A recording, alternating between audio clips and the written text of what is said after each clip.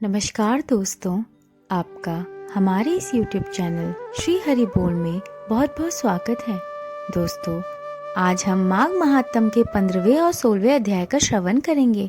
कथा सुनने से पहले दोस्तों, अगर आपने हमारे इस YouTube चैनल को सब्सक्राइब नहीं किया है तो इस चैनल को सब्सक्राइब करें, बेल आइकन दबाएं ताकि हमारी नई वीडियो की नोटिफिकेशन आप तक सबसे पहले पहुँचे।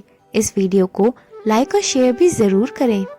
राजा कार्तवीर्य बोले, हे भगवान, आपने जो कहा है कि एक माघ स्नान से विकुंडल पाप रहित हुआ और दूसरे माघ स्नान से स्वर्ग पहुंचा, स्वर्ग कैसे गया?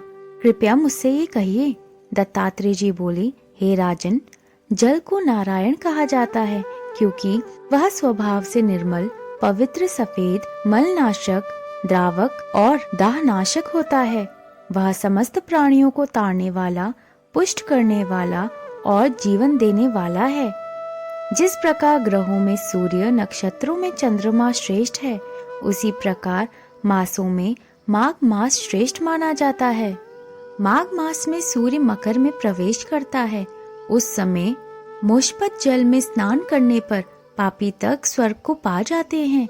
ऐसा योग दुर्लभ होता है। यदि पूरे माघ स्नान करना संभव ना हो तो केवल 3 दिन स्नान करना श्रेयस्कर है।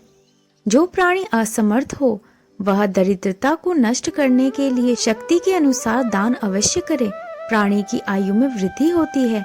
मकर राशि में सूर्य के आने से चंद्रमा की कलाओं की भांति पुण्य बढ़ता है।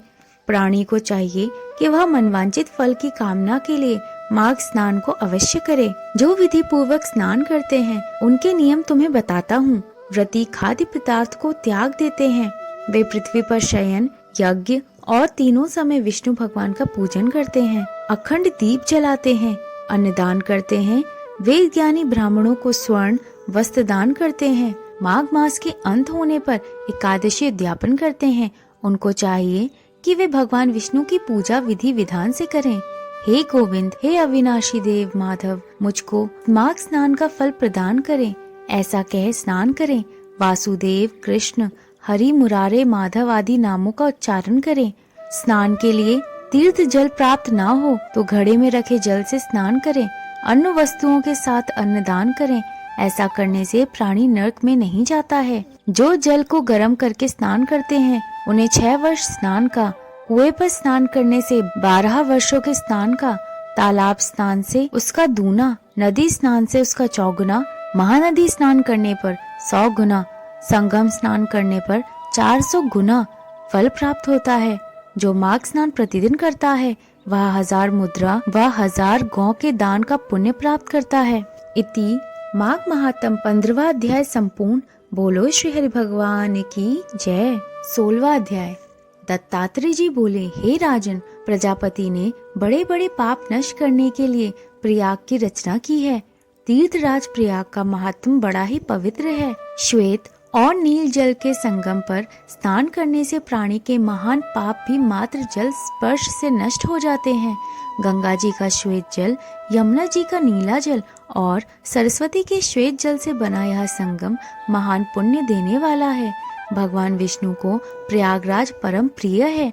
जो प्राणी यहाँ माघ स्नान करते हैं वे अनेक सुखों को भोगकर भगवान विष्णु के लोक को जाते हैं। जो इस संगम जल को स्पर्श मात्र करता है उसके पुण्यों की गणना चित्रगुप्त जी भी नहीं कर सकते। 100 वर्ष तक निराहार व्रत का फल केवल 3 दिन माघ मास में संगम में स्नान के बराबर होता है। माघ में नित्य स्नान का फल सूर्य ग्रहण के समय कुरुक्षेत्र में सहस्त्र तोला स्वर्ण दान के समान है। माघ में प्रयाग स्नान करने का फल सहस्त्रों राज्य सूर्य यज्ञों के फल से भी ज्यादा है।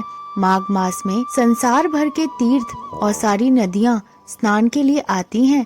त्रिवेणी के जल में स्नान करने पर जन्म जन्मांतर के पाप नष्ट हो जाते हैं।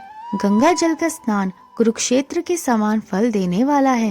काशी में गंगा स्नान उससे 100 गुना फल देता है। प्रयाग का स्नान काशी स्नान से भी 100 गुना अधिक फल प्रदान करता है। उत्तरवाहिनी गंगा यमुना का संगम दर्शन मात्र से ही महाफल देता है एवं ब्रह्म हत्या जैसे पाप नष्ट हो जाते हैं। संगम स्नान करोड़ों जन्म के पापों को नष्ट करने वाला है। त्रिवेणी में स्नान करने के लिए माघ मास में ब्रह्मा, विष्णु, महेश, रुद्र, आदित्य, मरुदगण, गंधर्व, लोकपाल, यक्ष, किन्नर, मेना, अणमादि सिद्ध, ब्राह्मणी, पार्वती, लक्ष्मी, सची, अदिति, दीति, समस्त देवरानियां, नाग पत्नियां, धताची, मेनका, रंभा, उर्वशी, तिलोत्मा एवं पितृगण भी इस कलिकाल में भी गुप्त रूप से स्नान करने के लिए आते हैं। माघ में त्रिवेणी में 3 दिन स्नान का फल अश्वमेध यज्ञ से कई गुना अधिक है। हे राजन, पाप आत्मा राक्षस की मुक्ति के हेतु कंचन मालिनी ने अपने माघ स्नान का फल दिया था। इति माघ महात्म 16वां अध्याय संपूर्ण। बोलो श्री हरि भगवान की जय। दोस्तों, अगर आपको हमारी ये वीडियो पसंद आई है तो कमेंट बॉक्स में हरिओम जरूर लिखें। धन्यवाद दोस्तों।